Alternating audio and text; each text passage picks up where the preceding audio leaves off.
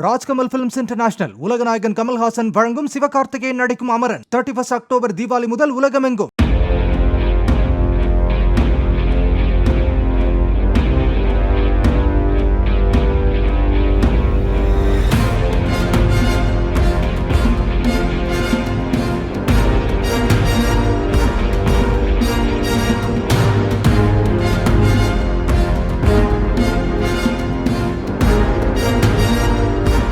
திருவண்ணாமலை சன்னதி தெருவில் ஆட்டோக்கள் அதிகளவு இருந்து வந்த நிலையில் ஒரு ஆட்டோவில் 2 பயணிகளை அமர வைத்துவிட்டு மேலும் பயணிகளை ஏற்ற அந்த ஆட்டோ ஓட்டுநர் இறங்கி சென்றார்.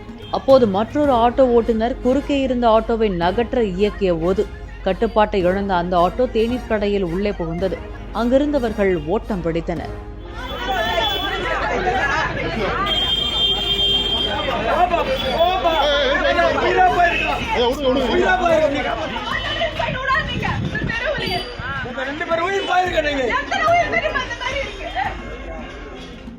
சன்னதி தெருவில் ஆட்டோக்கள் உள்ளிட்ட வாகனங்களுக்கு தடை உள்ள போதும் அதை மீறும் ஓட்டுநர்களால் பக்தர்களுக்கு அச்சுறுத்தல் ஏற்படுவதாக குற்றச்சாட்டு எழுந்துள்ளது.